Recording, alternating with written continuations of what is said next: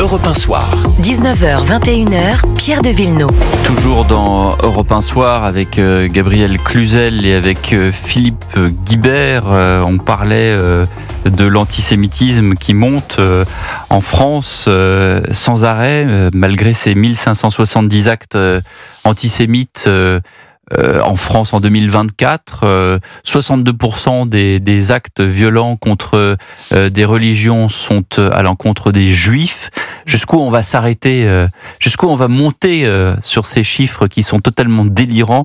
Écoutez un échange entre Prisca Thévenot et Jordan Bardella sur la montée de l'antisémitisme.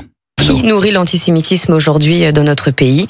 La France insoumise. La France insoumise fait mine de mener des combats antiracistes, de lutter contre l'antisémitisme d'hier, tout en étant le terreau de l'antisémitisme d'aujourd'hui, qui prend de nouvelles formes, telles que l'antisionisme. Cet antisémitisme d'atmosphère, il est le fait de deux périls qui planent aujourd'hui sur notre pays et qui fragmentent la société. Le premier, c'est le totalitarisme islamiste. Et deuxièmement, c'est le péril de l'extrême gauche. On a vu un mouvement tomber dans l'indignité, celui de M. Mélenchon et de ses parlementaires, allant jusqu'à considérer que le Hamas n'était pas un mouvement terroriste. On est dans un antisémitisme qui n'est pas seulement décomplexé, mais qui est assumé, qui est revendiqué, dans le but espéré, je mets des guillemets, d'aller flatter un électorat sensible à la thématique de l'islam et sensible au conflit israélo-palestinien. Voilà donc ce que dit Jordan Bardella, qui d'ailleurs se rendra en Israël cette semaine. Écoutez ce que dit Mathilde Panot quand justement on parle de ces chiffres et l'action du ministre de l'Intérieur. Elle accuse Bruno Retailleau de parler, tenez-vous bien, comme sous Vichy. Vous vous rendez compte qu'on a un ministre de l'Intérieur qui parle des belles heures de la colonisation, qui parle des régressions vers les origines ethniques lorsqu'il parle des jeunes des quartiers populaires, et qui parle, comme sous Vichy, de français de papier. Il parle comme l'extrême droite, il agit aussi parfois comme l'extrême droite sur les actes qu'il pose. Notamment, rendez-vous compte que dans ce pays, on parle matin, midi et soir des musulmans, et notamment des femmes musulmanes, puisqu'on s'en prend toujours aux femmes et à la manière dont elles se vêtissent. Et puis, la semaine dernière, il y avait par exemple, puisque nous avons des ministres qui veulent démissionner, si on ne fait pas encore une escalade plus grande avec l'Algérie, si on n'interdit pas le voile dans le sport et je ne sais quoi, par exemple, ce sont des ministres qui acceptent d'être dans un gouvernement avec Monsieur Bayrou, alors que nous avons entendu la semaine dernière les victimes de Betaram, qui là aussi devraient nous interroger sur le fléau que représentent dans ce pays les violences sexuelles sur les enfants et d'ailleurs les violences éducatives. On a là un florilège de Madame Panot auquel peut-être ou pas Bruno Retailleau répondra demain à 8h10 au micro de Sonia Mabrouk sur Europe 1. Il y a beaucoup de choses. Sur le voile, je voulais quand même attirer votre attention sur cette interview au Figaro que donne Maillard Monchipour, l'ex-champion de boxe. En fait, il répond à Teddy Riner sur le port du voile islamique dans le sport. Et il dit que justement sur ce voile, l'objectif est très précis. Il s'agit de rendre habituelle la présence du fait religieux. On ne parle pas de port d'une simple croix, mais de la volonté de cacher la femme avec le voile. Ce voile est un linceul et le signe visible d'une inégalité entre l'homme et la femme. Voilà. Il a parfaitement raison. C'est effectivement le sens précis du voile, qui a aussi un deuxième sens militant, qui est d'ailleurs parfois à l'insu de celle qui le porte, qui est de marquer en effet le fait religieux dans l'espace, dans la vie de tous les jours. Et c'est l'entrisme des frères musulmans, c'est ce qu'il rajoute après dans le... Eh bien c'est exactement ça, et qui fait du voile, dans l'article, non seulement un moyen d'inégalité homme-femme, mais aussi un moyen de marquer la présence et de défier non seulement la loi de 1905 sur la laïcité, mais une tradition française qui s'est élaborée au fil des décennies avec la laïcité, qui était une séparation entre la vie sociale, vie publique, où on mettait un peu ses opinions religieuses, ses convictions religieuses un peu en retrait, et puis la vie privée où, bien entendu, la religion dans notre pays, la pratique des religions, quelle qu'elle soit, est parfaitement respectée et respectable.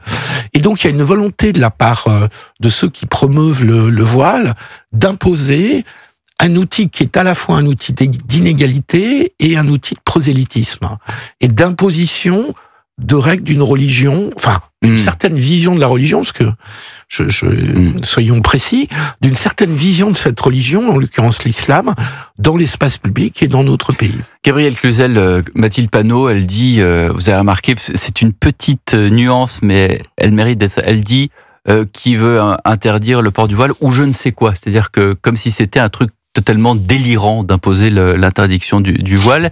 Tout à l'heure, Sébastien Chenu, qui était notre invité en première heure, disait que c'était aussi né de l'idée d'Emmanuel Macron d'une volonté d'un multiculturalisme à l'anglo-saxonne. Est-ce que vous adhérez à cette idée? Déjà, c'est très frappant de voir à quel point ce voile est devenu le nœud gordien ou le symbole de l'avancement de l'islam conquérant dans notre pays. Alors c'est très malin de la part des frères musulmans de l'avoir utilisé. D'abord parce qu'il offre une visibilité, en effet, c'est un étendard, il est visible comme un étendard. Et puis parce que comme c'est ça fait partie du vêtement féminin, c'est difficile de l'attaquer parce que aussitôt vous êtes perçu comme quelqu'un qui veut imposer quelque chose aux femmes. En réalité, il aurait fallu réagir dès le voile de Creil, et nous le savons tous.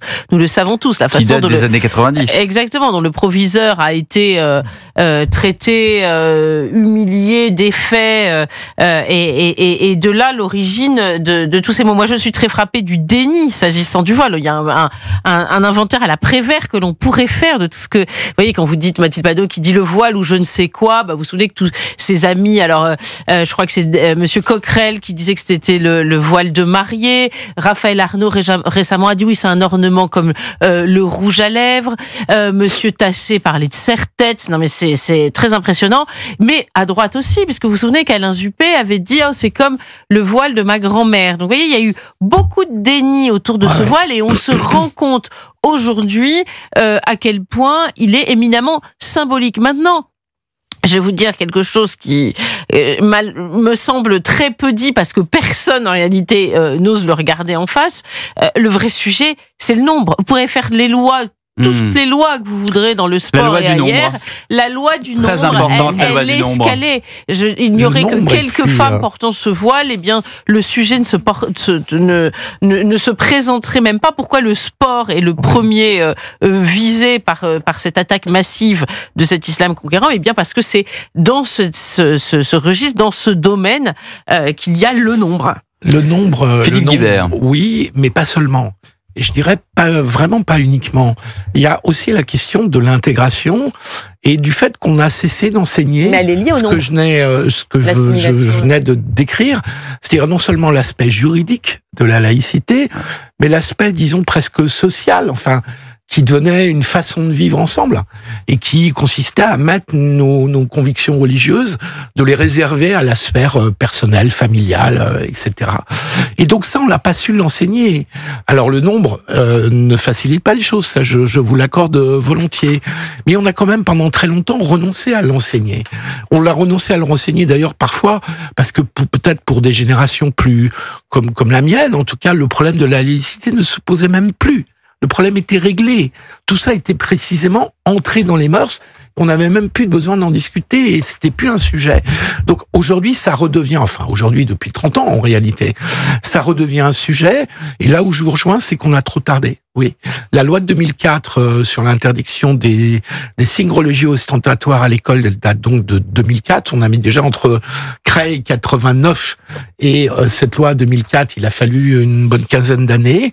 Et puis depuis, le phénomène n'a fait que prendre de l'ampleur parce que l'islam est profondément en crise et qu'il est travaillé par cette pulsion islamiste, fondamentaliste, intégriste. Ça peut se constater dans n'importe quel pays arabo-musulman. Non, mais ce qui se constate aussi, c'est qu'il y a un manque de fermeté. Même le discours d'Emmanuel Macron a profondément changé, si vous voulez. Il a évolué. À un moment, il disait le voile ne fait pas partie de nos civilités.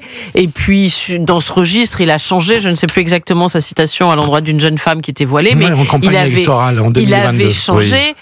du tout au tout. Donc, il est évident que quand vous n'avez pas une vision sur ce sujet, vrai. quand vous n'avez pas de fermeté, eh bien, Il n'a pas été constant, vous ça, c'est le mot conclusif. vous n'arrivez pas à tenir vos objectifs.